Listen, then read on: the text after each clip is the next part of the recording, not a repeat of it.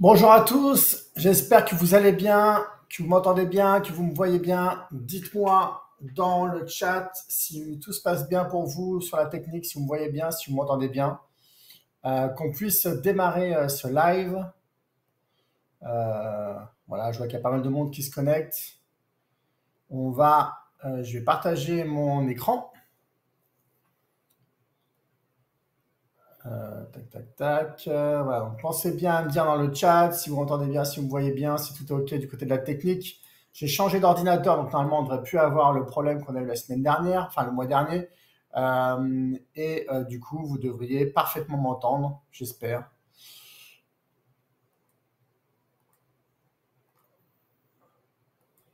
Parce que j'ai beaucoup de choses à vous partager une fois de plus pour ce live.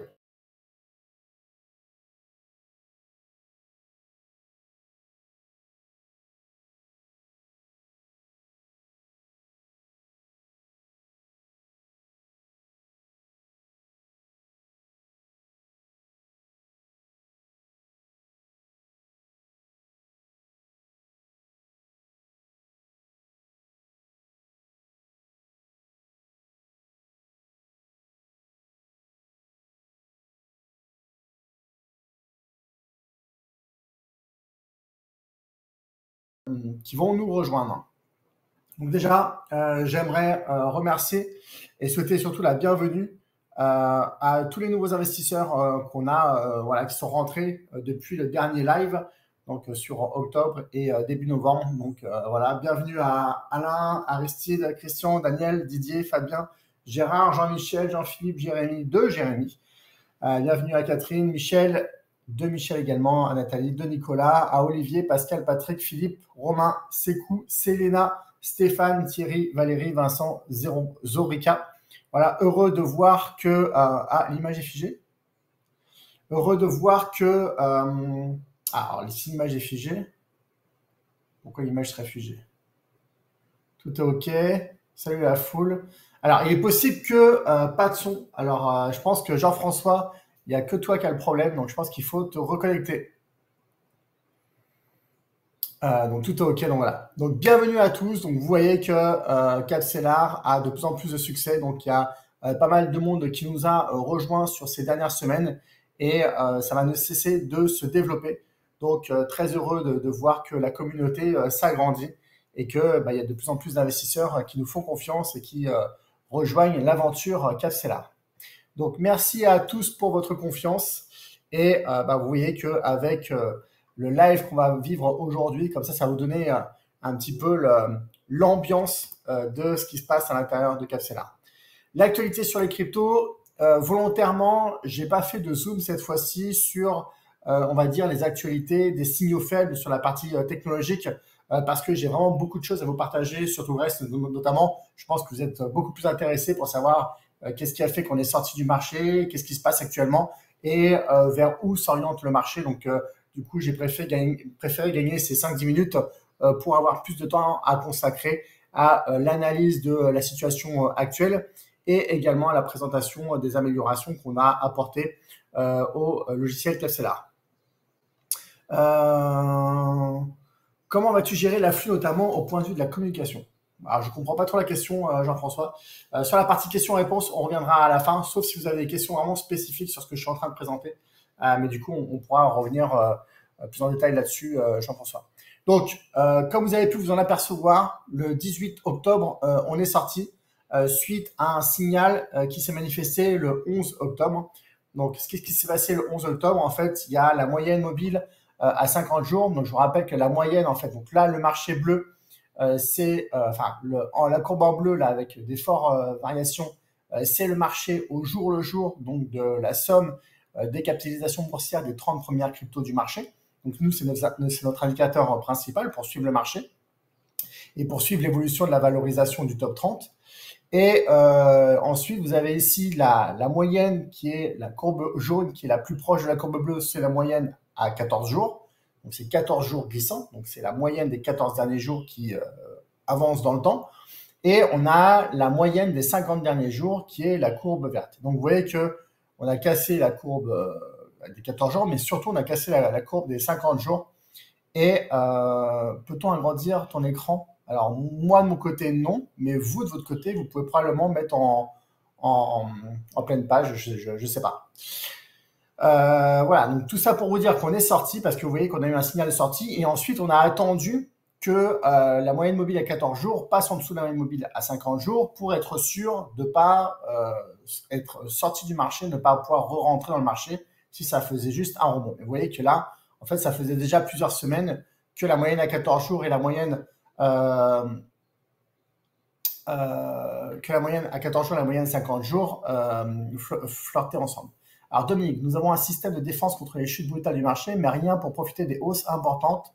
On sait qu'après de telles hausses, une correction est quasiment automatique et souvent sévère. Ne pourrions-nous pas avoir un système automatique supplémentaire qui permettrait de sécuriser les gains après une forte hausse en évitant la chute suivante?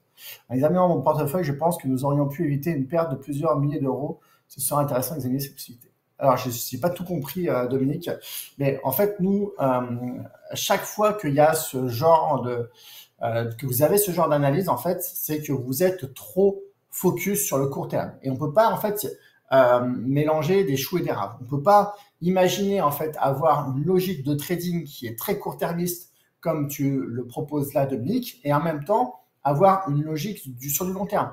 Nous, on est sur une logique sur du long terme et mon objectif à chaque fois que je fais un live avec vous, c'est justement de vous rappeler, de vous sortir un petit peu du marché qui, lui, évolue au quotidien. Regardez ces fortes variations qu'il y a au quotidien. Nous, c'est pas ça qu'on a à suivre. C'est pour ça qu'on regarde vraiment des indicateurs qui sont importants, qui sont long terme. Et donc, la moyenne mobile à 50 jours, si elle est cassée, ça veut dire que c'est une chute violente et qu'il faut qu'on sorte du marché. Maintenant, moi, je ne vous empêche pas, si vous voulez prendre des bots de trading à côté, faites-le, faites votre expérience avec ça. Sincèrement, mais on ne peut pas demander à Capstellar, qui a une logique d'investissement sur de long terme, de faire du court terme. En fait, vous voulez le beurre, l'argent du beurre et le reste de la crémière. Donc, je suis désolé, mais c'est pas possible. Et quand on prend un peu de recul sur la situation, on s'en sort très très bien. Donc voilà, une fois de plus, rentrer au plus bas et sortir au plus beau, ça n'existe pas. Je sais qu'on a facilement ce fantasme-là quand on regarde les courbes, mais ça n'existe pas. Personne ne rentre au plus bas et personne ne sort au plus haut. Ça n'existe pas. Voilà, donc faites attention au prisme que vous pouvez avoir par rapport à ça. Donc on est sorti du marché et très clairement, ce que vous pouvez voir là, c'est que en fait, il y a une tendance baissière qui est en train de se dessiner. Ici, vous voyez que les plus hauts sont de plus en plus bas. Le plus haut était ici, là, ensuite ici, le plus haut était plus bas que celui-ci. Celui-ci qui est de nouveau un plus haut est plus bas que le précédent. Là, de nouveau un rebond, mais qui est plus bas que le précédent. Et là, on a encore eu un rebond et qui est de nouveau plus bas que le précédent. Et les plus bas, pareil, eux, sont de plus en plus bas. Un plus bas ici, un plus bas ici, et de nouveau un plus bas ici. Et il y a encore eu moins 5% quasiment depuis qu'on est sorti. Donc clairement, on est dans une phase baissière qui est en train de se mettre en place et Capstellar l'a identifié très rapidement et donc du coup on a sécurisé le capital et du coup on est plutôt content par rapport à ça. Est-ce que alors tac tac tac, voilà, non, il faut garder ce que l'on a et qui marche. Effectivement, je suis de cet avis là aussi. Pourquoi un délai de 7 jours encore une forte baisse et non 1 ou 2 jours pour sortir du marché? Avec encore une forte baisse et non 1 ou 2 jours. En fait, on est sorti, là, la forte baisse, elle a eu lieu là. Donc, c'est ici qu'on a cassé la moyenne mobile à 50 jours et on est sorti une semaine après, en attendant que la moyenne mobile à 14 jours passe en dessous de la moyenne mobile à 50 jours et on est au même niveau. Donc là, on n'a rien perdu là. Pourquoi on a attendu? Simplement parce que on ne voulait pas prendre le risque en fait de rester en dehors du marché. Si la moyenne mobile à 14 jours était restée au-dessus de la moyenne mobile à 50 jours, on ne serait jamais rentré dans le marché puisque nous, notre signal de rentrée, c'est que la moyenne à 14 jours passe au-dessus de la moyenne mobile à 50 jours. Et donc, c'est pour ça qu'on attend. Mais après, je suis en train de réfléchir à des améliorations par rapport à ça pour justement éviter de réduire ce temps-là. Mais en tout cas, dans l'état actuel des choses, ça fonctionne. Et vous voyez qu'aujourd'hui, là-dessus, on n'a rien perdu en fait. Parce qu'on aurait dû sortir là, c'est ici que ça a cassé, et on est sorti là. Donc, c'était au même endroit en fait. On ne voit pas ta souris.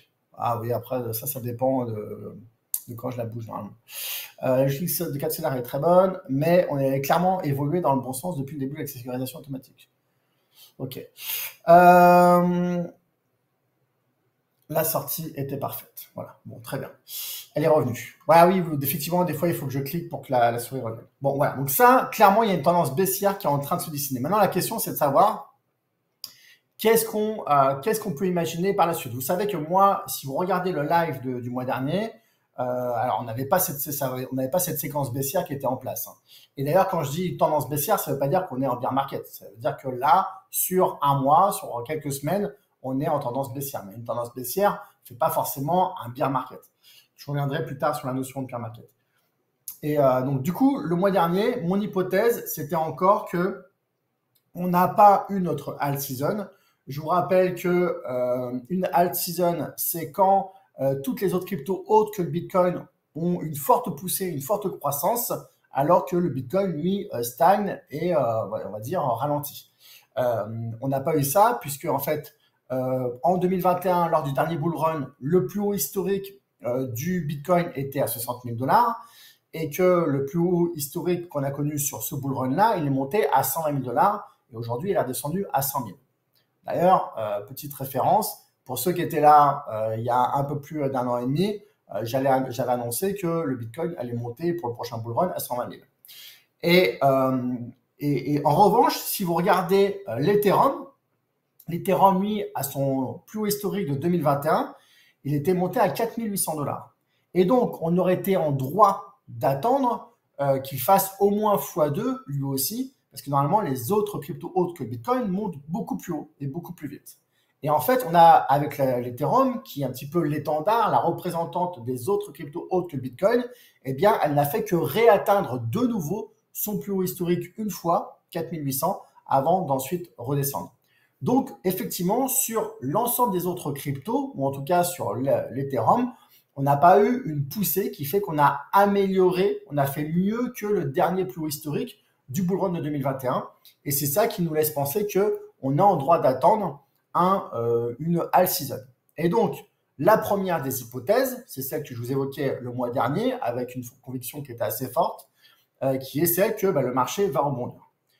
Je vous avouerai qu'avec ce qui s'est passé depuis là maintenant un mois, j'accorde moins d'importance à ce scénario-là. Alors, ça ne veut pas dire que ça ne reste pas le scénario dominant, mais vraiment, pour moi, il y a beaucoup d'indicateurs qui font perdre vraiment de la valeur à ce scénario-là. Donc, ce scénario-là, il reste encore valable sur la base du fait qu'en fait, on est en retard de gain sur les altcoins, et aussi le fait qu'en fait, on n'a pas eu vraiment d'euphorie. Le moment euphorique, c'est quand, en plein bull run, vous avez en fait le coiffeur, la coiffeuse, la boulangère, votre voisin, dans les repas de famille, dans les grands médias, Nabila sur TikTok, tout le monde parle des cryptos. On n'a pas eu ce phénomène-là. Encore que, j'ai quand même moi le sentiment qu'on l'a un peu eu l'année dernière, au mois de décembre 2024, sur la fin de l'année dernière. Voilà, parce que nous, on a vu ces phénomènes-là où des gens s'inscrivaient à Capstellar sans même avoir vu la conférence de présentation. Donc, on veut bien que le bouche à oreille fonctionne bien, mais que les gens s'inscrivent directement, payent les frais d'inscription complets, payent le forfait d'inscription le plus élevé. Voilà, ça nous a, enfin voilà, ça c'est les indicateurs. Et cet effet-là, on l'a pas eu ou on l'a eu vraiment très très peu. Et donc c'est pour ça on pourrait se dire qu'on est en droit d'attendre ce moment d'euphorie des marchés où les gens sont en surexcitation et c'est ce qui fait que ça va monter très haut. On n'a pas eu ça. Donc le fait qu'on n'ait pas eu ça, le fait que les altcoins n'ont pas connu leur plus haut historique, ils ne l'ont pas dépassé, laisse penser qu'effectivement, il y a une hypothèse où le marché peut repartir à la hausse. Première hypothèse. Deuxième hypothèse, à laquelle je donne un peu plus de poids aujourd'hui, alors qu'elle était complètement en dehors de mon champ de prévision il y a encore un mois. La deuxième hypothèse, c'est qu'en fait, on a vécu notre bull run et que là, il va falloir faire le deuil de ce bull run-là. Pourquoi ça? Parce qu'en fait, quand vous regardez ici, finalement, en fait, on a quand même eu 3 poussées du marché sur le top 30. Là, on n'est pas sur le Bitcoin, hein. Là, on est bien sur la courbe du top 30, hein. Et donc, vous voyez qu'on a quand même une poussée ici. D'ailleurs, c'était ici, à ce moment-là, vous voyez, entre novembre 2023 et mars 2024, où il y a eu justement cette belle poussée. Et là, ça a été accompagné quand même d'une apparition dans les médias et quand même d'une diffusion assez large dans le grand public. Ensuite, le marché a doucement reparti à la baisse. Ensuite, on a eu une grosse poussée encore de nouveau l'année dernière sur novembre 2024 jusqu'à janvier 2025. C'est là que nous, on est sorti du marché. Et on a eu de nouveau encore une poussée un peu moins importante cette fois-ci de avril, on va dire, au mois de septembre, c'est-à-dire au mois dernier. Et donc, vous voyez qu'à chaque fois, en fait, il y a eu une poussée et à chaque fois, les poussées étaient un peu moins importantes que la précédente. Et quand on regarde ce qui s'est passé en 2021, pendant le bull run, eh bien, on a eu le même phénomène. Une première poussée avec une amplitude très importante, une deuxième poussée avec une amplitude un peu moins importante et une troisième poussée comme si les baleines, les gros porteurs voulaient encore aller chercher le dernier fonds de liquidité qui restait chez les petits porteurs avant que de laisser le marché s'écrouler. Donc, une fois de plus, c'est pas, je dis pas que c'est ça qui va se passer, mais je dis qu'il y a aujourd'hui cette hypothèse-là qui a quand même pris du poids par rapport au fait qu'elle n'existait pas du tout le mois dernier. Il y a aussi un autre élément, c'est que quand vous regardez le cycle là, vous voyez que le bull run a duré en 2021 à peu près sur un an et demi. Regardez là comme il est étendu. Il est beaucoup plus étendu. Donc, ça ne veut pas dire qu'il y a, je pense qu'il y a une espèce aussi de modèle de restructuration, mais les influenceurs qui misent encore sur le bull run, ils disent oui, mais comme il y a des institutionnels qui sont rentrés, les institutionnels prennent plus de temps à prendre leurs décisions. Et donc, voilà. Après, moi, j'ai quand même le sentiment que sur quand même une grande majorité des influenceurs qui misent encore sur le bull run, il y en a beaucoup qui s'auto-persuadent que le bull run est encore devant nous. Et moi, ça m'inquiète un peu. Et ce qui m'inquiète le plus, en fait, par rapport à ça, et ce qui va me donner le plus de crédit pour moi à cette perspective-là, c'est qu'aujourd'hui, vous voyez que le marché a fortement baissé parce que là, il a percé de 20% en un mois, ce qui est quand même assez important. Notamment comme une crypto, comme le Bitcoin qui aujourd'hui qui est quand même très très fortement capitalisé. Et le sentiment général qu'on a, c'est pas un sentiment de peur, c'est pas un sentiment où les gens vendent. On est un petit peu dans un peu un flou. Et ça me rappelle en fait la période pour ceux qui sont les plus anciens du groupe, qui sont rentrés chez Capsela en tout début 2022. On avait un peu ce sentiment-là en fait que le marché pouvait repartir. Et finalement, on a fait quoi? On a vu que le marché faisait que baisser pendant 6 mois jusqu'à descendre vraiment très très bas. Et ensuite, il est remonté. Et c'est pour ça que les personnes qui nous ont rejoints, y compris en début 2022, sont aujourd'hui en positif. Parce que vous voyez qu'on est aujourd'hui plus haut et puis on a su, nous, profiter avec les entrées-sorties de bénéfices, de prise de bénéfices. Et donc, ce sentiment-là, moi, ça me plaît moyen, en fait. Le fait que les gens soient pas trop sur la défensive et soient encore optimistes, alors même que le marché est quand même baissier là depuis un mois et que les graphiques, franchement, ils donnent pas envie. On peut voir aussi que quand on fait une analyse plus approfondie, que c'est les très très gros porteurs qui sortent du marché, alors qu'en général, ceux-là, ils sont plutôt en mode buy and hold, c'est-à-dire qu'ils vont plutôt être en mode détention sur le long terme. Enfin, pour moi, il y a pas mal d'indicateurs, de signaux qui me font dire que cette hypothèse-là, elle commence à prendre du poids.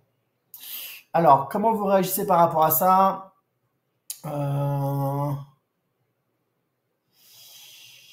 Tac, tac, tac.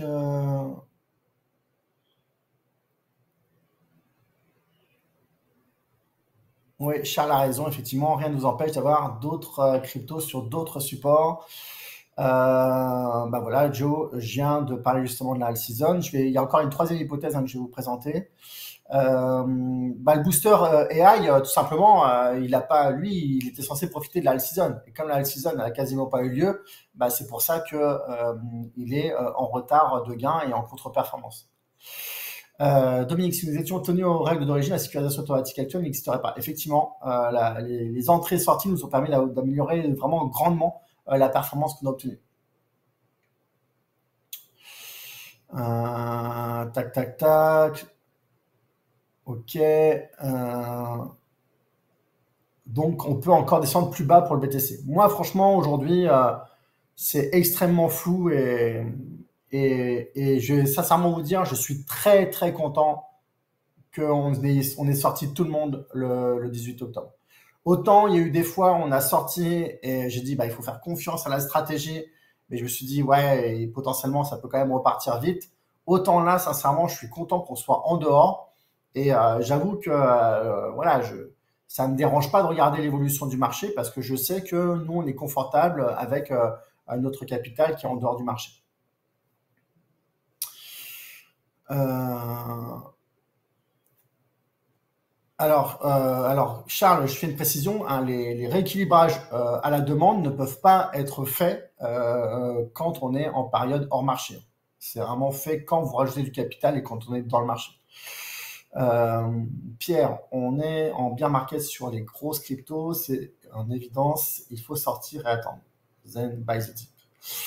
Ok, merci Pierre pour ton. Bah voilà, ben Pierre, tu fais partie des rares personnes à penser ça, parce que là, l'hypothèse que je suis en train de vous présenter, autant vous dire qu'elle est vraiment très marginale dans l'écosystème crypto.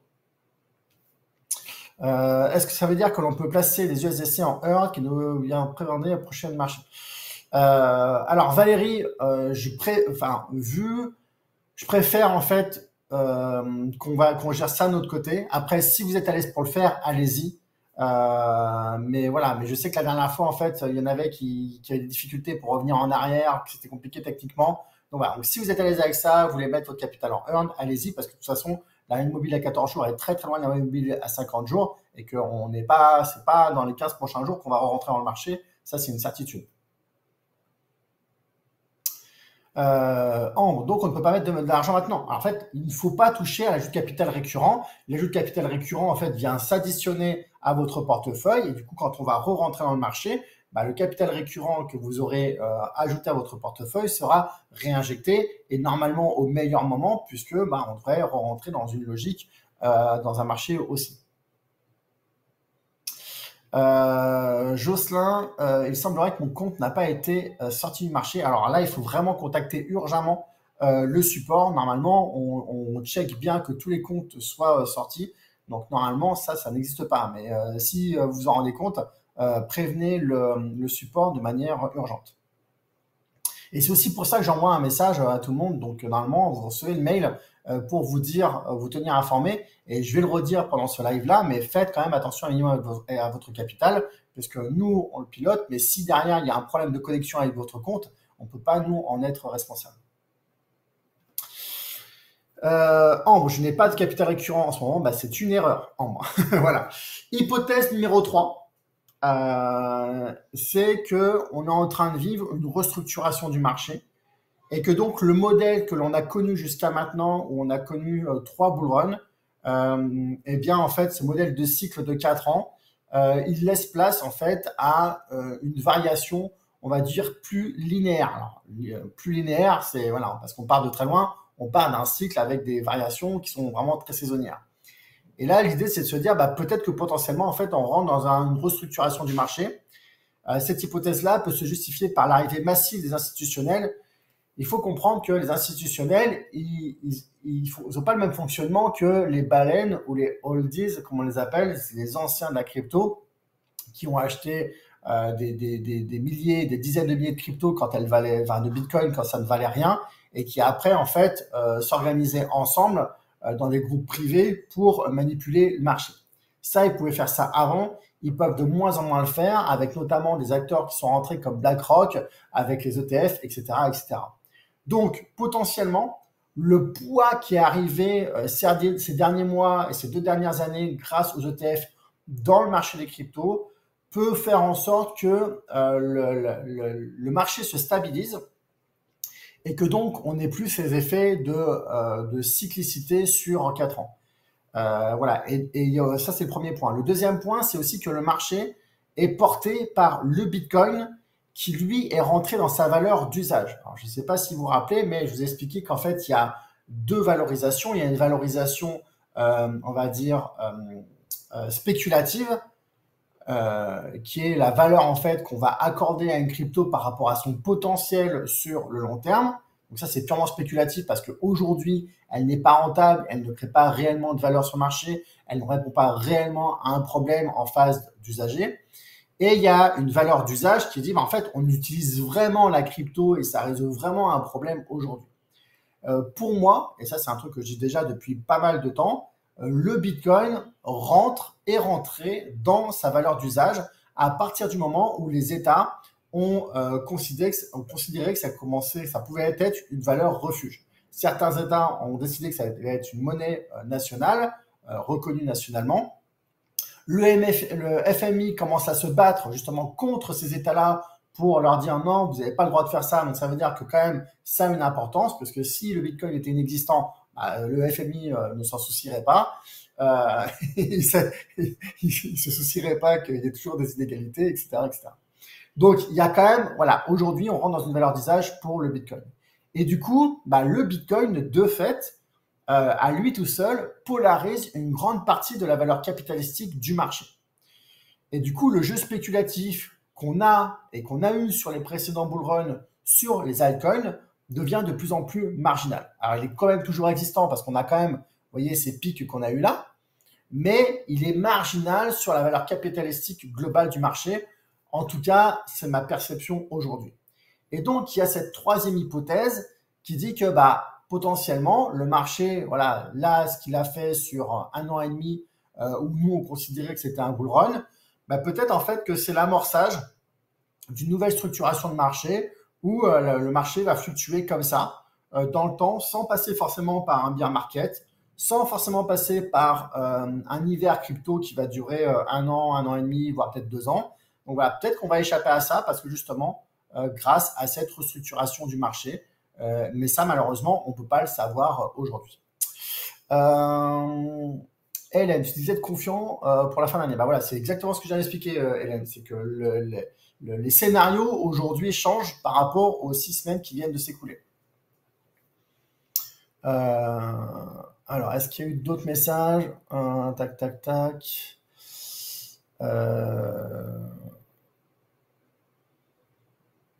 Voilà, Pierre, l'entrée d'institutionnels sur le marché a totalement changé le paradigme. Effectivement, les cryptos ont été avalés par des gros investisseurs et risquent donc que le marché crypto commence à se comporter comme le marché traditionnel. Alors, effectivement, donc voilà, c'est effectivement l'hypothèse que je suis en train de présenter là. Après, la chance qu'on a, c'est que les variations restent encore très importantes. Et bien sûr, si les variations à la baisse nous inquiètent, l'intérêt, c'est qu'en fait, les variations à la hausse sont également très fortes. Et donc, c'est aussi pour ça qu'il y a un intérêt à utiliser la stratégie Capsela, puisque justement, avec ces points d'entrée et ces points de sortie, on va limiter les baisses pour profiter des fortes hausses. Faut-il faire évoluer la stratégie pour ne garder que le Bitcoin et 4 cryptos majeurs? Alors, moi, ma conviction par rapport à ça, elle est toujours la même. Elle est que, celle-ci, c'est que je viens de vous parler de la valeur d'usage et de la valeur spéculative. Donc, rappelez-vous de ce qui s'est passé sur l'Internet. L'Internet, il a fait x3 en 15 ans et après, il a fait de nouveau x3 en 5 ans, c'est-à-dire 3 fois moins de temps. Et là, en fait, on était sur la mise en place des technologies. On est passé du RTC à la DSL, de la DSL à la VDSL, ensuite à la fibre, etc., etc. D'un point de vue équipement chez les gens, avant, les gens n'avaient pas d'ordinateur personnel. Ensuite, ils en ont eu. Ensuite, ils ont eu des ordinateurs portables. Ensuite, ils ont eu des tablettes. Ensuite, ils ont eu des smartphones. Et du coup, ils étaient fortement équipés là à partir de 2015. Et au niveau comportemental, au début, les gens allaient voir leur email une fois par mois ou une fois tous les 15 jours. Et puis, petit à petit, en fait, ils faisaient pas du tout confiance à Internet pour faire leurs courses. Et puis, petit à petit, en fait, c'est devenu une évidence. Et aujourd'hui, avec les réseaux sociaux et l'addiction justement au téléphone, en fait, on est en omniprésence sur Internet. Et vous voyez bien qu'en fait, avant d'arriver à ça, il a fallu toute cette période-là, en fait, de mise en place de l'écosystème. Eh bien, pour les cryptos, c'est la même chose. Maintenant, ce que je dis, moi, depuis le départ, depuis début 2022, quand on a lancé Capsela, je dis que ce que nous, on va chercher, c'est ça. Et on ne peut pas savoir, en fait, à l'avance quels vont être les usages et quelle va être la valeur des usages. Et moi, personnellement, je n'ai pas envie de mettre tout mon capital uniquement sur une crypto ou même 5 cryptos. En fait, l'intérêt de la stratégie Capsellar, c'est que comme j'ai mis ici, la stratégie Capsellar s'adapte à toutes les saisons, et y compris si on est en train de vivre un changement climatique. Pourquoi? Parce qu'en fait, je vous rappelle qu'il y a 4 saisons dans le marché de la crypto, en tout cas jusqu'à maintenant, jusqu'à un changement climatique, on verra si se confirme ce changement climatique. La première saison, c'est le printemps. Le printemps, c'est effectivement le Bitcoin qui est la locomotive du marché. Là, c'est quand le marché commence à reprendre des couleurs. C'est ce qu'on a vécu en 2023, après l'hiver crypto qui a eu lieu en 2022. Voilà, donc là, quand on est au printemps, eh bien, nous, on investit sur le top 5, une fois de plus, pour ne pas concentrer tout le risque sur une seule crypto, quand bien même cette crypto, ça serait le Bitcoin. Ensuite, quand arrive l'été, la fameuse alt season, on est sur le top 30. Et si vous regardez sur les 2 dernières années, on a été souvent sur le top 30, et c'est là aussi qu'on a profité des fortes croissances. Donc, si on n'avait pas été sur le Bitcoin, on aurait connu une performance qui serait moins importante que celle qu'on a enregistrée. Donc, il faut être aussi capable d'aller sur le top 30, d'aller chercher d'autres cryptos qui vont avoir plus de performance, de potentiel de performance, quand on est dans cette période où le marché s'échauffe. Ensuite arrive l'automne. Là, c'est quand le marché part à la baisse. Eh bien, comme on est en train de vivre là, donc comme les feuilles tombent des arbres, eh bien, les cryptos tombent aussi. Eh bien, nous, qu'est-ce qu'on fait dans cette période-là? On sort du marché. C'est ce qu'on a fait là le 18 octobre. Et du coup, les feuilles continuent à tomber, mais nous, on n'est plus sur l'arbre. Et ensuite, il y a l'hiver crypto. Et qu'est-ce qui se passe pendant l'hiver crypto? Eh bien, on met en place un jeu de capital récurrent pour accumuler des cryptos quand les prix ils sont au plus bas, quand les prix sont remusés, et du coup, pour démultiplier la performance qui va arriver prochainement quand le marché repartira à la hausse.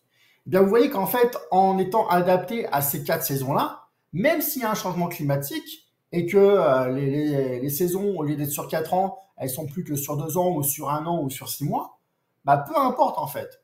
Quand le marché chauffe et que la température est chaude, on bascule sur le top 30. Si ça se rétracte, on bascule sur le top 5. Si ça part à la baisse, on sort. Et s'il ne se passe rien, eh bien, on accumule, et qu'on est au plus bas, eh bien, on accumule de la crypto avec l'ajout de capital récurrent sur le long terme. Et donc, c'est ça qu'il faut garder en tête. Il faut garder en tête que la stratégie Capsellar, elle est adaptée à toutes les situations. Et d'ailleurs, elle fait parfaitement en fait ses preuves. Là, on le voit, on est sorti et c'est OK. Et globalement, on a eu quand même une belle performance puisqu'on a profité de plus 47%, puis ensuite plus 29%. Là, on est moins 13%, mais globalement, tout, il doit y avoir que très très rares cas d'abonnés Capsellar qui sont aujourd'hui en négatif.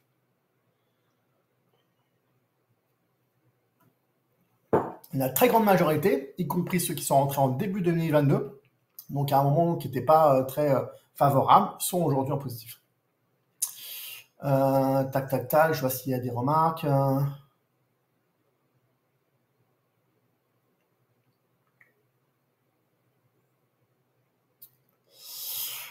Ok. Ok. Voilà. Alors, on va pouvoir... que se passe-t-il quand le Bitcoin chute et que la alt augmente? Alors ça arrive vraiment très rarement. En général, plutôt, le Bitcoin se stabilise et les autres cryptos augmentent. Qu'est-ce qui se passe? Eh bien, il se passe qu'on est sur le top 30 et donc on profite pleinement de la hausse. Donc voilà pour cette partie marché. Maintenant, quelques éléments sur Capsellar. Je rappelle, donc là, il n'y a rien de nouveau, mais c'est quand même important que je vous le rappelle, ceux qui sont sur Kraken, soyez vigilants par rapport à votre compte, notamment sur le dernier équilibrage, parce qu'on a repéré que Kraken, malgré des paramétrages qui sont bons, va mettre en earn automatiquement des cryptos, ce qui fait que ça sort du capital actif chez Capsellar. Donc, revérifiez avec le support pour vous assurer que tout votre capital est bien actif sur Capsellar et qu'il n'y a pas une partie de votre capital qui est sur du earn, parce que ça veut dire qu'au prochain équilibrage, quand on va re-rentrer dans le marché, eh bien, ce n'est pas tout votre capital qui va revenir dans le marché. Et de manière générale, comme j'ai déjà dit tout à l'heure, soyez quand même vigilants. Capsellar, c'est quand même un outil qui automatise beaucoup, mais une fois de plus, il y a une coupure sur la passerelle entre Capsellar et votre compte Binance. bah, nous, on ne peut pas y faire grand-chose. Donc, on essaie de vous contacter, mais des fois, c'est compliqué d'arriver à vous contacter. Voilà, je rappelle quand même que vous êtes responsable des bons paramétrages de votre compte pour le logiciel.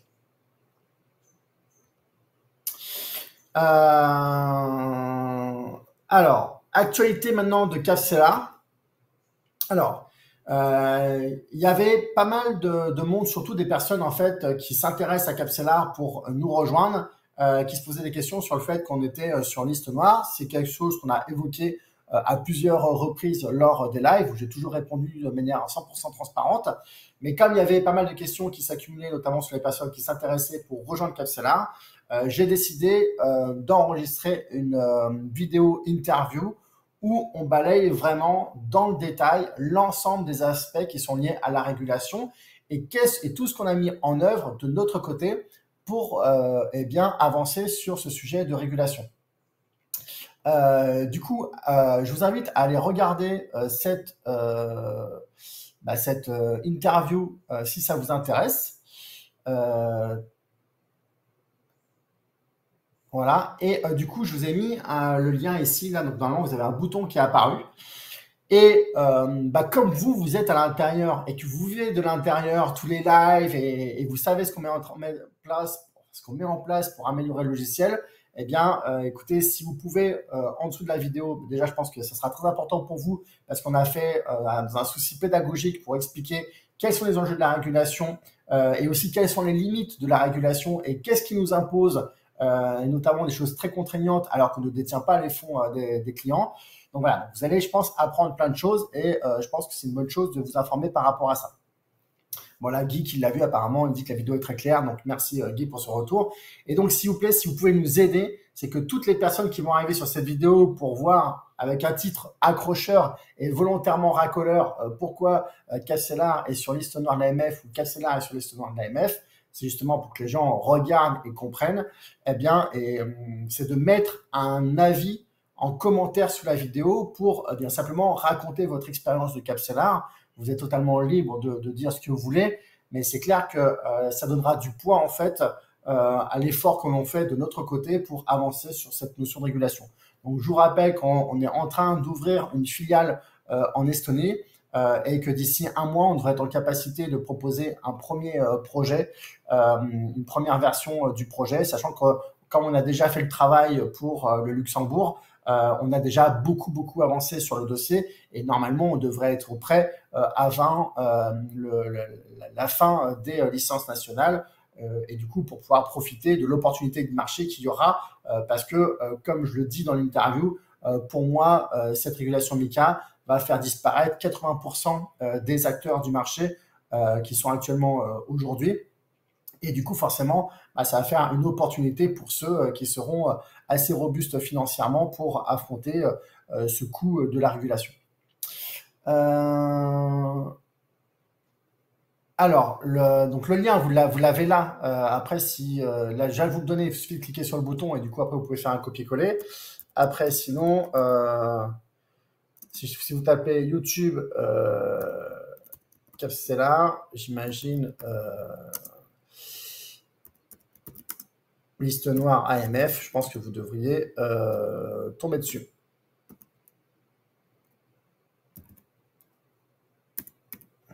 Voilà, en tout cas, si vous cliquez sur le bouton que je viens de vous donner là, vous allez tomber dessus. Et puis aussi, si vous allez sur le site web capsela.fr, vous allez voir qu'on l'a mentionné dans les articles, donc vous allez pouvoir aussi accéder. Donc si vous allez sur capsela.fr, vous allez dans la rubrique articles, vous allez voir que c'est le dernier article et fait référence à la vidéo. Le lien est à la fin de la vidéo de 34 minutes.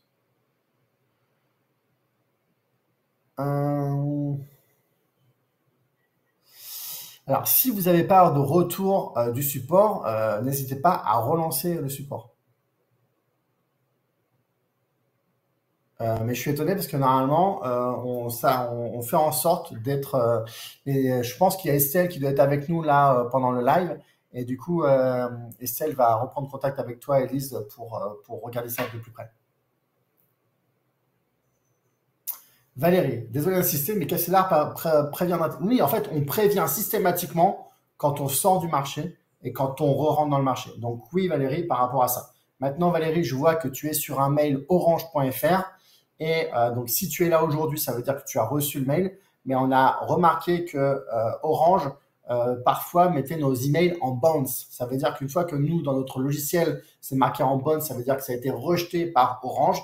Bah, du coup, derrière, on va arrêter de t'envoyer des messages. Donc, j'ai demandé à l'équipe de lister l'ensemble des clients qui sont en bounce pour les prendre contact avec eux et qui nous donnent un autre email pour éviter ce problème-là. Mais là, j'ai reçu un mail aujourd'hui, je ne sais plus comment il s'appelle, Jean-Pierre, je crois, Jean-Marc, je ne sais plus, qui me disait bah, ça fait longtemps qu'on n'a pas eu de nouvelles, et là, le marché se porte bizarrement, donc ça serait bien de refaire des lives. En fait, on n'a jamais arrêté de faire des lives, donc c'est juste que vous ne recevez pas les mails. Donc voilà, sincèrement, allez sur la vidéo, écoutez, comme ça vous serez en toute transparence. De toute façon, c'est déjà des choses que j'ai déjà expliquées, mais là, du coup, on va rentrer plus dans le détail de ce que nous impose le régulateur. Donc comme ça, vous comprendrez tout. Et voilà, si vous pouvez nous laisser, merci beaucoup à tous, un petit avis en dessous pour nous expliquer aux personnes qui vont venir sur la vidéo, bah, du coup, quel est votre retour d'expérience. Forcément, ça donnera plus de poids à la parole qu'on a voulu donner sur cet angle-là.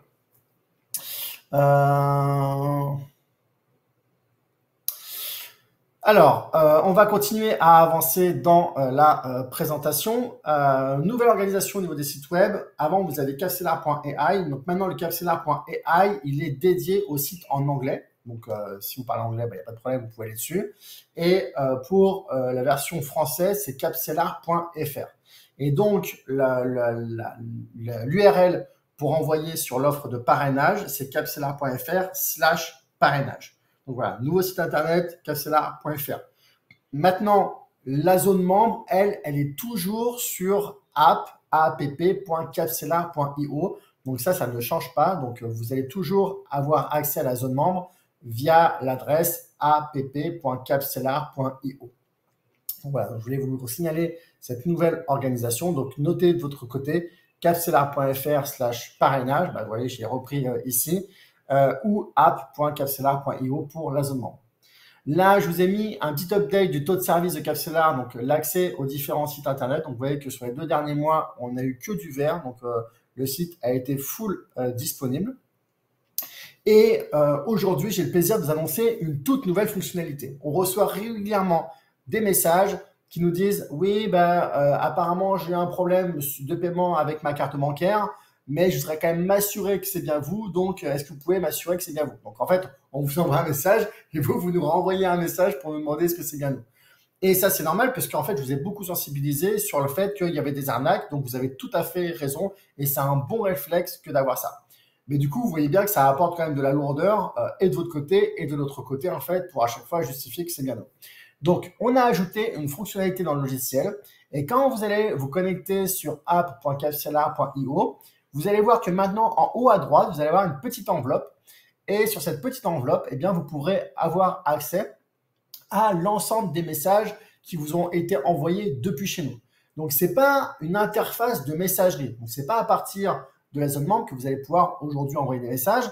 Mais si vous envoyez un message au support, eh bien, il va être mentionné ici. Vous voyez, par exemple, ici, il y a un mail du support qui disait, voilà, c'était merci, et là qui disait, j'ai reçu un mail de Capcellar et je voulais savoir si c'était bien vous concernant ça. Et nous, ici, on disait qu'il y avait un échec de paiement. Donc, vous voyez que le fil des échanges, il est dans la zone membre.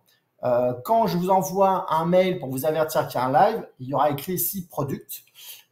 Et quand ce sera un mail lié au support, il y aura écrit support. Mais du coup, quand vous recevez maintenant un mail du support où il y a une interaction avec le support, eh bien, vous pourrez aller ici dans votre zone membre pour être garanti que vous êtes bien en train de discuter avec nous et que ce n'est pas un hacker qui essaye de vous entourlouper. Donc ça, c'est une nouvelle fonctionnalité et du coup, je suis heureux de vous l'annoncer. Bien sûr, c'est une première version qu'on met aujourd'hui à votre disposition. Dans les prochaines semaines, on va améliorer. Vous voyez que par exemple ici, la date, on la voit vraiment sur tout le côté droit. J'ai demandé à Yann qu'on ait moins de place sur ici cette colonne-là, ou même qu'on puisse mettre la date ici, que ça soit plus logique d'avoir la date ici et la suite du texte. Mais bref, on va encore améliorer, mais au moins ça vous donne une messagerie en tout cas une visibilité sur l'ensemble des messages, des échanges que l'on a avec chacun d'entre vous. Et ça, je pense que c'est un bon pas en avant. Le mois dernier, je vous avais présenté la toute première version du simulateur. L'objectif du simulateur, c'était de vous montrer l'intérêt de mettre en place un ajout de capital récurrent. Donc, vous voyez que par ici, là, on est sur un compte qui est anonymisé, qui est un des membres. Et vous voyez qu'ici, il a investi de l'ordre de 4 000 $, et il est arrivé à 12 000 $. Donc, c'est bien, il a déjà fait x3. Donc, je pense qu'il est plutôt content, sans ajout de capital récurrent. Et bien là, en fait, il y a une simulation donc sur le graphique de droite. Donc, c'est un autre graphique à côté. Donc, ça, c'est bien votre évolution de capital. Ça, on n'y touche pas. Mais à côté, du coup, il y a un nouveau graphique où on reprend en fait la courbe verte qui est l'évolution de votre capital et avec laquelle vous allez pouvoir faire deux comparatifs. Donc là, vous voyez qu'on voit qu'une seule courbe, mais c'est normal parce qu'en fait, les deux courbes sont les unes sur les autres. Et vous voyez qu'en mettant en place un outil capital récurrent, je crois qui est par défaut de 3%, on serait arrivé ici à 32 000 € parce que justement, ça aurait permis de profiter quand le marché était au plus bas, de racheter des cryptos au plus bas. Quand on clique sur ce petit engrenage, on va pouvoir accéder au paramétrage du simulateur.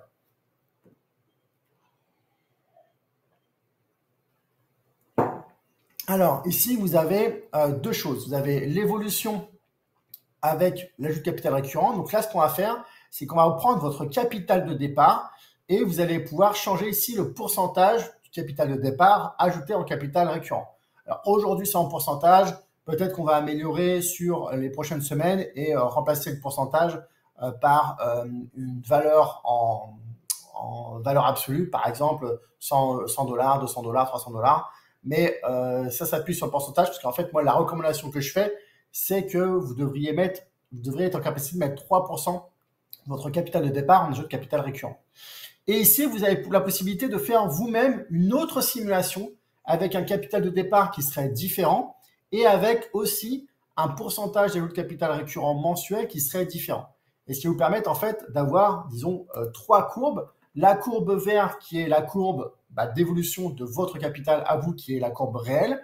La courbe vert clair, bleu clair, pardon, qui est la courbe du départ avec votre même capital de départ et un ajout de capital récurrent, on va dire standard, 3%, 5%, vous mettez ce que vous voulez.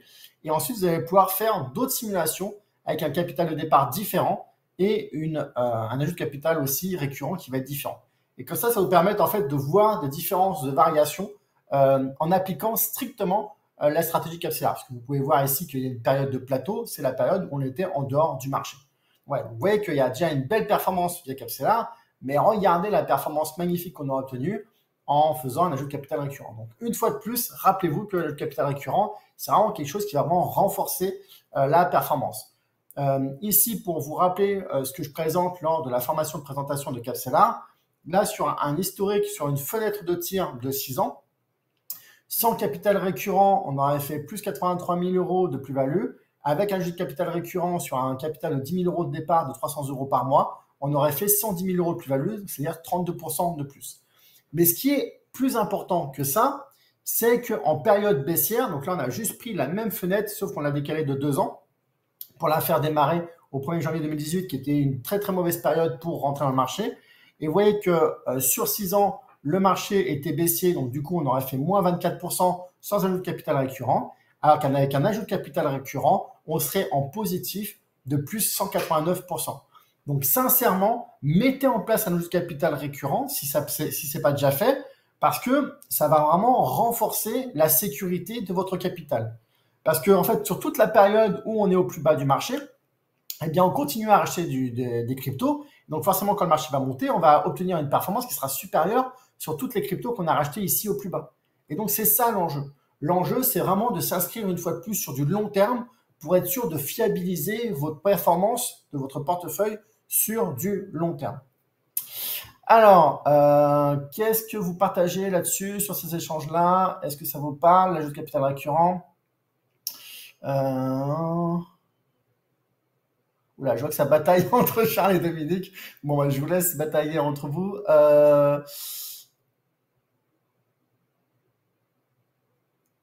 Ok, tac, tac, tac. Donc, ça bataille sur les entrées-sorties, sur le court terme, moyen terme. Gilles, ajout de capital récurrent, autre stratégie possible et peut-être encore meilleure. Ajout de capital chaque fois qu'on est sorti du marché, donc avec la prochaine rentrée sur le marché, normalement quasi toujours effectuée au début d'une hausse. C'est pas forcément vrai, hein.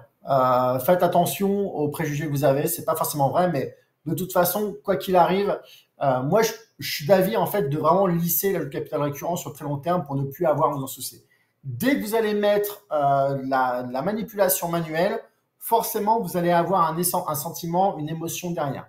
Donc forcément, et l'émotion donne rarement des bons conseils, donc vous avez tendance à faire les choses à l'envers de ce qu'il faudrait faire. Nous, on le voit, sincèrement. Moi, j'ai beau répéter tout ça à chaque fois, et on constate que quand le marché part à la hausse, vous rajoutez du capital, et quand le marché part à la baisse, vous avez tendance à ne plus en ajouter, voire même certains à nous quitter. Donc, alors que c'est là qu'il faudrait rajouter du capital. Donc, sincèrement, mettez en place le capital récurrent parce que c'est ça qui va vous garantir en fait la discipline. Et croyez-moi, c'est la discipline qui va vraiment porter ses fruits sur le long terme.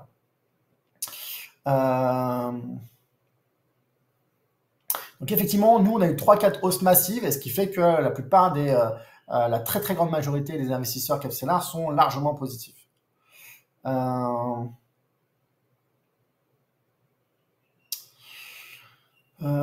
Tac, tac, tac. Sur le détail des données, notre espace ajoute de données en USDT. Alors, sur l'espace, nous, de toute façon, on raisonne en stablecoin. Donc, nous, on raisonne en USDC.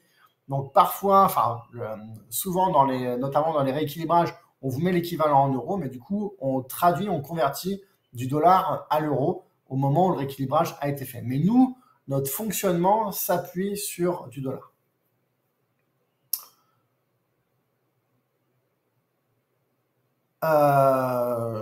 Jouer sur Binance, mais les USDC sont en earn. À partir du moment où ils sont en earn, aujourd'hui, on n'y a pas accès. On va y travailler, mais aujourd'hui, on n'y a pas accès. Rajouter du capital en sortie marché, mettre en USDC en attendant de rentrer. Oui, c'est ça. L'idée, c'est que rajouter du capital, soit en euros, soit en USDC, peu importe, mais effectivement, rajouter du capital. Autre fonctionnalité qu'on vous a présenté le mois dernier, c'est les frais sur gain. Alors, la possibilité d'acheter des crédits de frais sur gain.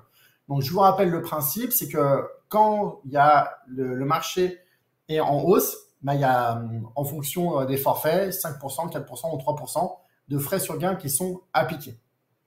Ces frais sur gain sont déduits directement du compte. Mais du coup, ça va vous générer un événement fiscal parce que vous payez une prestation. Donc, l'idée, c'est quoi? C'est de acheter des crédits de frais sur gain par carte bancaire. Comme ça, les frais sur gain, vous les payez par carte bancaire et ça ne génère pas d'événement fiscal sur votre compte crypto, ce qui vous permet d'éviter de passer par la case impôt. Même si vous y passeriez, en fait, ça coûterait très, très peu cher. Mais l'objectif, c'est en fait de vous éviter la paperasse administrative qui est liée à ça. Et donc ça, c'est ce qu'on a mis en place le mois dernier. Donc, vous pouvez cliquer sur, dans la zone membre, dans votre portefeuille, vous voyez que c'est ici. Là, vous avez le crédit frais sur gain qui est mentionné ici en USDC. Et vous pouvez cliquer sur recharger pour accéder au formulaire d'ajout de crédit de frais sur gain, pour acheter des nouveaux crédits de frais sur gain. Ce qu'on a mis en place depuis le mois dernier, c'est des préférences utilisateurs. Donc, quand vous cliquez dessus, je vais boire un petit coup. Quand vous cliquez ici, vous allez pouvoir ici cocher notification activée. Et ici, vous allez pouvoir mentionner un montant qui va déclencher une notification. Donc, ça veut dire que si par exemple, vous avez acheté 300 € de crédit de frais sur gain, il y a des gains sur votre portefeuille. Du coup, il y a des crédits de frais sur gain, enfin des frais sur gain qui sont pris sur votre crédit. Et votre crédit arrive en fait tombe en dessous du seuil que vous avez défini pour la notification. Et bien du coup, automatiquement, le logiciel va vous envoyer un email pour vous indiquer attention, vous avez dépassé la limite que vous étiez fixée, donc le seuil de déclenchement. Donc cliquez ici pour recharger votre crédit de frais sur gain. L'idée en fait, c'est de vous avertir pour que vous puissiez anticiper la baisse de vos crédits de frais sur gain et vous puissiez en fait vous-même prendre la bonne décision et d'aller racheter des crédits de frais sur gain avant qu'ils ne tombent à zéro et que du coup, ça génère un événement fiscal. Donc voilà, vous voyez qu'on continue encore à améliorer le logiciel sur des aspects comme ça. Alors, est-ce qu'il y a des questions par rapport à ça?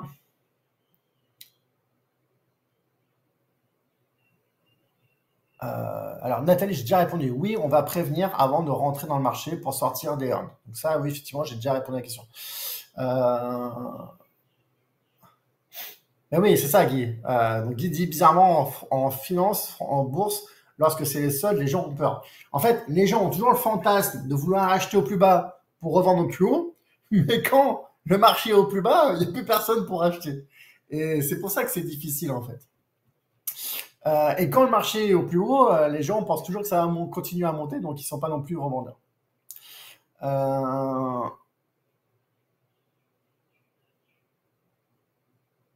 Anthony, oui, oui. Alors, effectivement, donc je suis d'accord sur le principe de capital. Par contre, en réalité, les gains n'est pas aussi important qu'à sur exemple. Effectivement, il n'y a pas le capital, enfin, il y a le capital investi qui a été plus important. Donc, une fois de plus, on va continuer à améliorer. Et ça fait partie des retours que j'ai fait à Yann de dire qu'il faudrait faire, donc c'est bien effectivement de faire apparaître la courbe, mais il faut faut qu'on puisse visualiser au moins le montant de la plus-value générée et non et que du coup ça sorte en fait le capital qui a été investi. Oui, c'est vrai, Anthony, mais de toute façon, de manière immuable, l'ajout de capital récurrent apportera toujours une meilleure performance sur le long terme. Toujours. Nous, on le constate sur tous les clients de Capcellar. Ceux qui ont la meilleure performance, c'est ceux qui ont mis en place un ajout de capital récurrent. Voilà.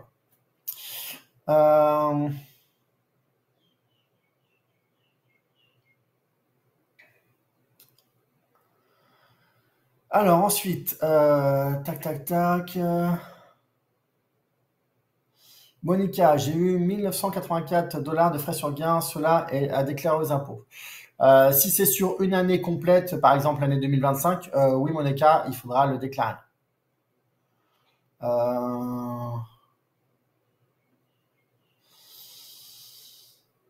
J'ai eu 35 USDC de crédit de frais sur gain, mais je ne sais pas d'où ça vient. Potentiellement d'un bonus lors d'un concours, par exemple, précédent, parce que par le passé, ou alors non, il y a eu une fois en fait où on était sorti par erreur pour certains membres, et du coup on leur avait recrédité les frais de transaction qu'ils avaient eu sur Binance, et du coup qui était notre faute. Donc peut-être que ça vient de là aussi. Bonjour, possible d'attendre d'encaisser les frais sur gain si le montant est insuffisant. Alors, Yacine, nous, on ne peut pas faire la banque. Donc voilà, donc là, on met en place des choses pour vous aider, on met en place un système de notification, mais sincèrement, on ne peut pas faire la banque. Et on a déjà pas mal, en fait, de relances à faire auprès de certains membres. Voilà, on évite. En fait, il faut bien comprendre que vous êtes dans un système où l'objectif, c'est d'automatiser au maximum et que du coup, le faible coût du logiciel, même si ça peut toujours paraître trop élevé pour certains, c'est lié au fait où tout est automatisé. Donc, si nous, on doit vous relancer pour payer les frais sur gain, sincèrement, on va être obligé de faire des majorations de frais, quoi.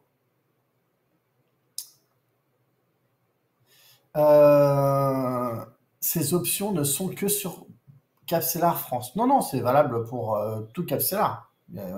Il n'y a pas de logiciel spécifique à la France, hein. Le Capcellar, c'est international. Là, je voyais un drapeau français, c'est parce que le logiciel, il peut être en langue anglaise ou langue française, mais c'est tout. Je ne vois pas où programmer le virement récurrent. Alors Marc, pour ça, il y a dans la zone ressources, ici, là, il y a les tutoriels pour mettre en place un autre capital récurrent. Et sinon, n'hésite pas à prendre un rendez-vous avec le support. Donc ici, en cliquant sur support, tu vas accéder au calendrier pour pouvoir prendre rendez-vous avec le support. Sylvain, mes frais sur gain 2024, suis-je donc au-dessus du seuil? Le seuil, c'est 300 $, c'est 300 €, 305 € en France.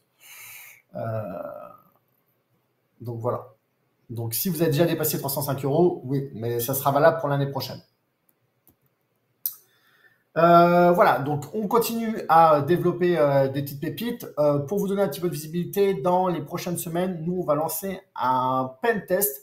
Un pen test, c'est quoi? C'est de confier en fait à une entreprise extérieure qui est spécialisée dans le hacking, mais du côté de la lumière, on va dire, pas du côté obscur de la force, du côté de la lumière, pour challenger notre système et aller identifier s'il y a des failles dans notre système. Alors, c'est un exercice qu'on a déjà fait il y a 3 ans ou 2 ans et demi, 2 ans et demi. 2 ans et demi, 3 ans, je ne sais plus exactement. Mais du coup, qu'on va renouveler là.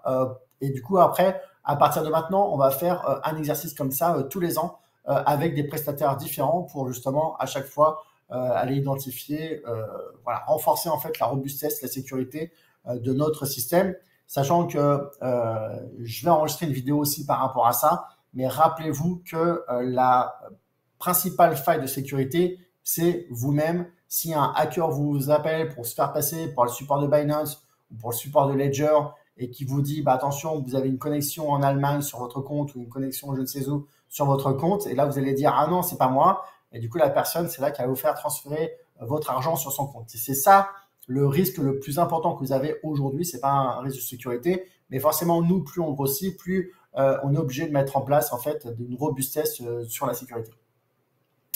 Est-il toujours impossible de mettre en place? Non, on peut le mettre en place. C'est juste qu'en fait, quand il va arriver, votre ajout de capital récurrent, il va arriver sur le compte spot. Donc, il faut que le logiciel soit sur votre compte spot. Et si vous avez d'autres stratégies, bah, du coup, basculez les autres stratégies sur des sous-comptes. Mais effectivement, si le Capstellar est connecté à un sous-compte, ce qui ne se fait pas aujourd'hui en automatique, c'est le transfert du compte spot vers le sous-compte.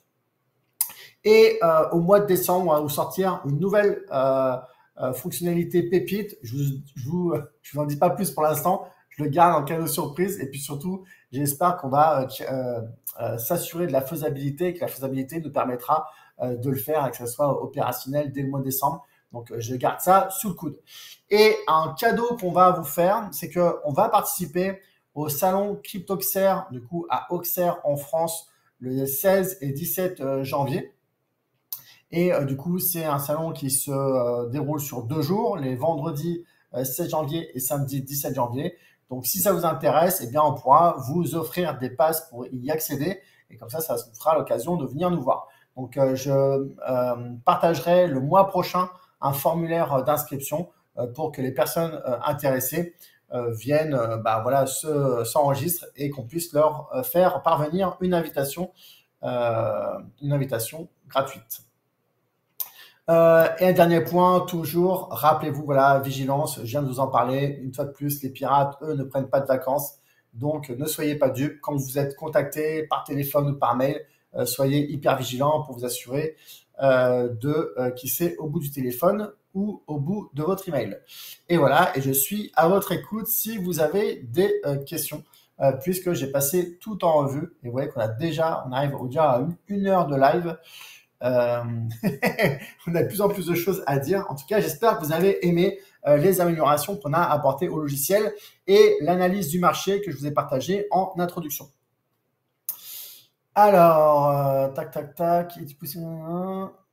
Quel est le délai entre la notification de frais sur gain et la date de retrait pour pouvoir alimenter les frais?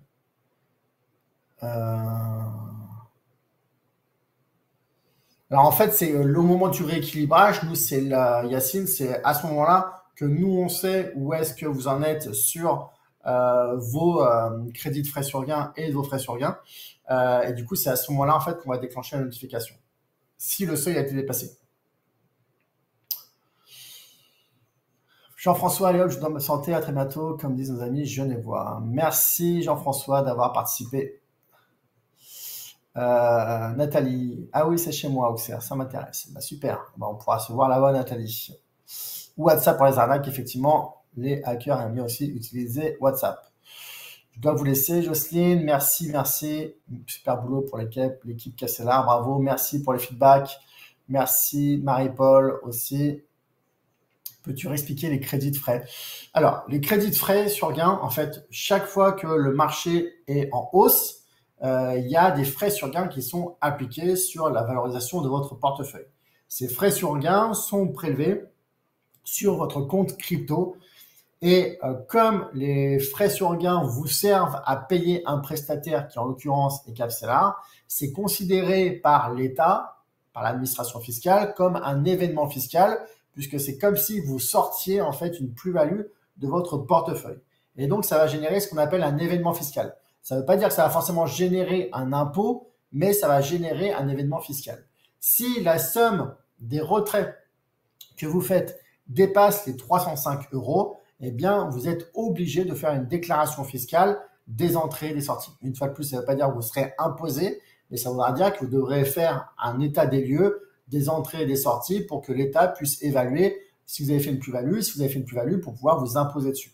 Et donc l'idée, c'est quoi? L'idée, c'est de dire, bah, tiens, plutôt qu'on prenne sur votre compte Binance, votre compte crypto, ces frais sur gain, eh bien, vous allez acheter de votre côté par carte bancaire des crédits de frais sur gain. Et du coup, nous, on aura un petit capital de crédit de frais sur gain qui vous appartiendra de notre côté. Et quand on aura des frais sur gain à prélever, on ira taper dans ce crédit-là. Et bah, du coup, ça vous évitera, vous, d'avoir un événement fiscal. Ce qui vous permettra, en fait, de payer les crédits de frais sur gain, enfin, les frais sur gain par carte bancaire, par anticipation, plutôt que d'avoir à générer un événement fiscal et de devoir faire une déclaration fiscale si vous dépassez les 305 € de frais sur gain. Voilà, sur l'année. Tac, tac, tac. On se rapproche de la fin du shutdown aux USA, donc éventuellement de la rentrée sur le top 30. À suivre, on verra bien. Prévision de relance des investissements Kepsela. Merci. Quand a lieu le prochain équilibrage? Yacine, le prochain équilibrage aura lieu quand on va re-rentrer dans le marché. Aujourd'hui, on ne sait pas du tout quand on va re-rentrer dans le marché, puisque justement, en fait, ce que j'ai expliqué en introduction, c'est que le marché, aujourd'hui, partait à la baisse avec une tendance baissière qui était significative depuis 5 semaines. Donc, nous, pour qu'on re-rentre dans le marché, il faut que les 14 derniers jours soient meilleurs en moyenne que les 50 derniers jours. Et là, pour l'instant, on s'en éloigne. Donc, c'est pour ça que j'ai aussi expliqué en milieu de présentation qu'il allait encore se passer plusieurs semaines avant qu'on rentre dans le marché. Sauf si dans les 15 prochains jours, il y a une explosion fulgurante des cryptos et qu'on dépasse de loin, qu'on dépasse la moyenne mobile à 50 jours, mais j'y crois moyennement par rapport à la configuration et à ce que je vous ai expliqué tout à l'heure.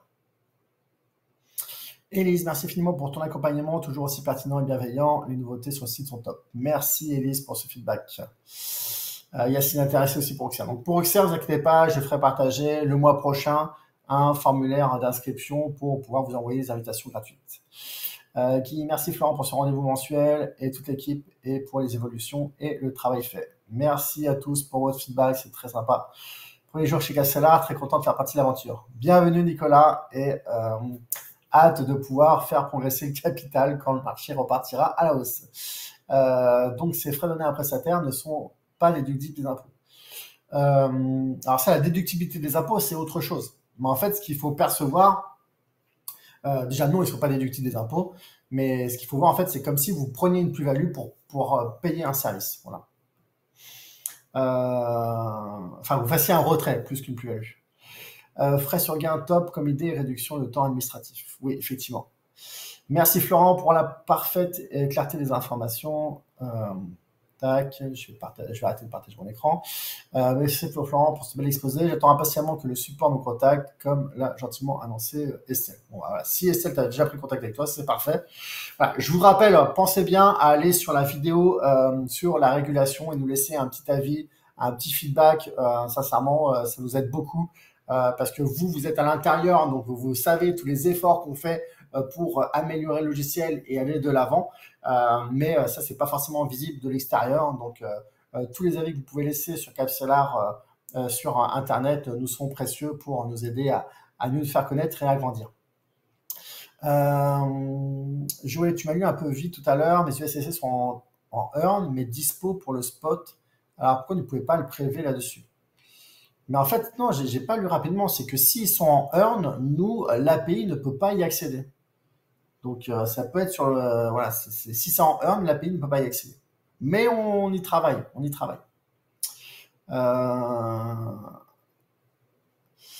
La déclaration des frais sur gain devrait être faite pour 2025, elle est mentionnée pour 2024. En fait, nous, ce qu'on mentionne sur la zone membre, c'est on vous mentionne toujours la somme des crédits de frais sur gain qui ont été débités l'année précédente. Donc, c'est pour ça que toute l'année 2025, vous aurez la somme de 2024. Et dès qu'on va rentrer en 2026, pour faire la déclaration des impôts 2026 sur l'année 2025, eh bien, c'est là que vous pourrez accéder à la somme des frais sur gain. Maintenant, comme vous avez dans la liste des rééquilibrages la colonne frais sur gain, vous pouvez très facilement faire la somme de votre côté. Merci pour ce live très intéressant. Beau temps à Lyon, comme à l'île Maurice. Point d'interrogation. Oui, aujourd'hui, ça va. Mais depuis quelques semaines, c'est pas le top du top, mais ça va. J'ai quand même mis la clim, hein. Je sais pas si vous l'entendez, mais ouais, dès que je suis couvert, ne serait-ce que d'un polo comme ça, il fait quand même assez chaud. Vincent, si on fait du earn sur Binance, il faudrait être impérativement informé avant la relance de nouvelle entrée. Oui, oui, donc je le redis pour la 3e ou 4e fois, j'avertirai pour vous annoncer qu'on va de nouveau rentrer dans le marché et je le ferai avant. En revanche, il faudra être réactif parce que je ne vais pas le faire une semaine avant, mais il faudra être réactif. Mais c'est, voilà. Guy, le son est parti. Non, je pense que c'est juste pour toi. OK, pour toutes ces informations, Alain. Voilà. Donc, voilà, ça fait plus d'1h10 qu'on est ensemble. Merci encore à tous d'avoir été là. Voilà, j'étais très heureux d'être là avec vous. Je vois qu'il y avait encore une belle énergie. Voilà, donc une fois de plus, il y a sur cette période en ce moment une zone de flou, mais Capstellar est paramétré pour justement pallier tous les aléas des variations de saisonnalité. Donc, j'ai envie de vous dire, on est sorti du marché. Maintenant, attendons tranquillement. On est en dehors. Sachez qu'il y a encore beaucoup d'investisseurs qui sont dans le marché, qui pensent ardument que le marché va repartir à la hausse. Je souhaite aussi que le marché va repartir à la hausse.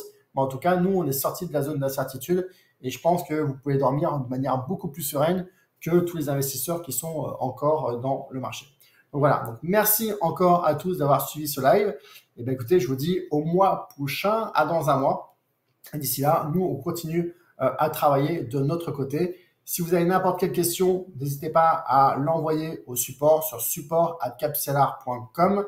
Si vous voulez parrainer, faire connaître le site Capstellar à votre entourage, c'est capstellar.com.fr/parrainage parce que vous êtes toujours nos meilleurs ambassadeurs.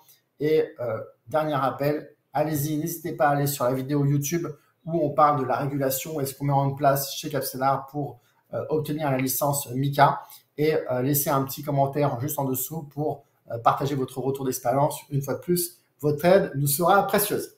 Merci encore à tous. Je vous laisse et je vous souhaite une bonne fin de journée. À très bientôt. Ciao, ciao.